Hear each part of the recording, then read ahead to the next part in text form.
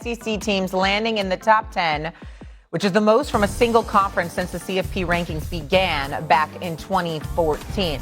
Not saying they're not deserving, but it definitely opens our eyes to explore if there are other teams that maybe should be in there. There you see the CFP bracket as it stands. First team out is Oklahoma, so that would be the sixth team in the SEC that would eventually be in if South Florida wasn't there as the highest ranked group of five. Let's say hello to Paul Feinbaum, who joins us now here on First Take. And Paul, I know it just means more in the SEC, but do you believe that six teams should really be in this field? Before Mad Dog jumps out of his chair, Shay, it's possible. I'm not saying it will happen, but you just mentioned Oklahoma. What if Oklahoma wins Saturday at Alabama? That would be a very big win. Sorry, Mad Dog, but here's the one I know you're going to really be excited about.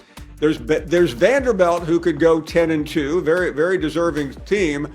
And then what about Texas? Let's say Texas loses Saturday at Georgia. It wouldn't be a bad loss. And then beats Texas A&M on Thanksgiving weekend, one of the top 2 or 3 teams in the country. That would give them a 9-3 record. And Mad Dog, think about this. They opened the season at Ohio State, as opposed to some of these schools who opened the season at Brooklyn High School. And you have to think a 9-3 Texas team wouldn't be bad compared to some of the other ones. Now, the thing I would say there, Paul, welcome. Nice to see you again. The things I would say about Texas, you have 3 losses, Paul. You should not make the NCAA tournament in a football. You can't have 3 losses and get in. And that's a little much. Plus, they barely beat Mississippi State, and they barely beat Kentucky on the road. So if you're going to say, well, they almost played well against Ohio State, they barely beat Mississippi State and Kentucky on the road. So be fair. Be fair. Secondly, the problem that you have right now with this playoff structure, it's the SEC Invitational. Why don't you put all 12 teams in a freaking bracket, and we'll throw Ohio State in, so you have 11 SEC and Indiana. You have SEC, you got 10 SEC and 2 Big Ten.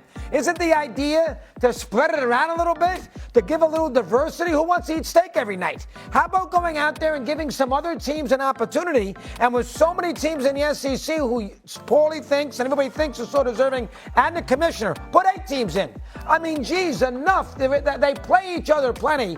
There should be a cap about how many teams can make this stupid tournament at the end of the year. So how many guys be crazy? I will concede that it's a bad look. Let's say, for example, being a bit hyperbolic here, if there's 12 teams in the playoffs and 10 of them were from the SEC. That's not a good look. That's not a good look. We understand that.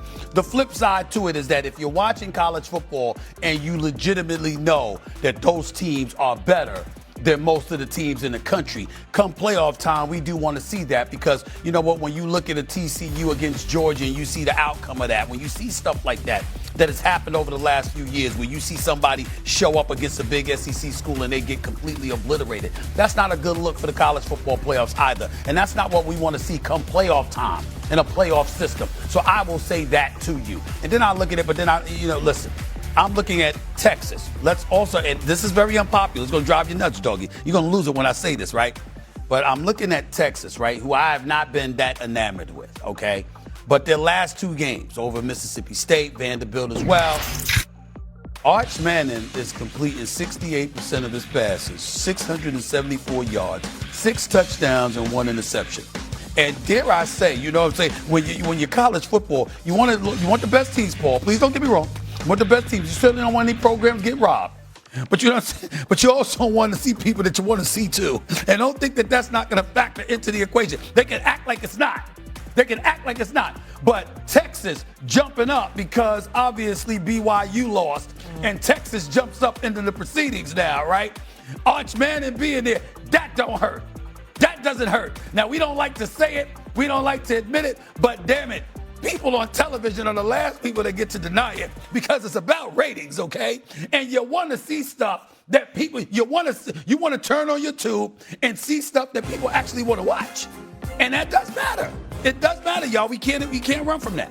Are you okay, Paulie, with a 3-loss team in the tournament? Texas. If it's Texas? I'm not okay with that, Paul? Give me a break. Yeah.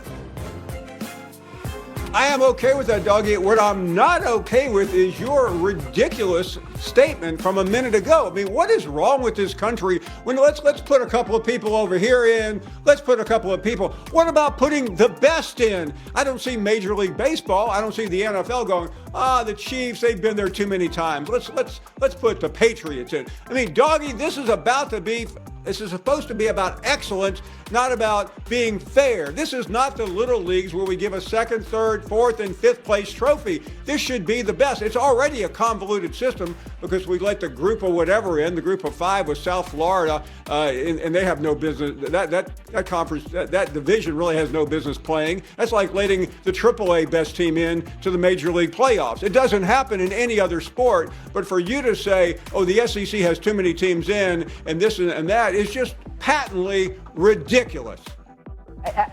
Look, I understand his point. He does make a good point, Doug. He does I make a good don't point. disagree. Oklahoma and Texas, if they lose any more games, should not even be in this conversation. Because Paul brought up Another loss. he brought up Vanderbilt. Vanderbilt has no wins against teams currently ranked that you make a case That's true. for. Like that doesn't even make sense. There are teams, Miami, Georgia Tech, that should move up in the rankings. I know they're in the ACC. It's having a down year in the conference, but two very formidable teams in college football. Why Vanderbilt, Paul? Well, I'm just saying that if the field is weak and Vanderbilt is comparable, but they are a good team.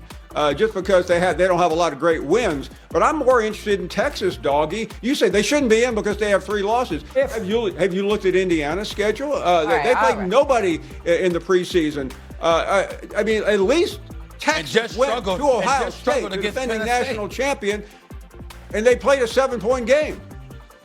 Yeah, I mean, again, They could have played. I'm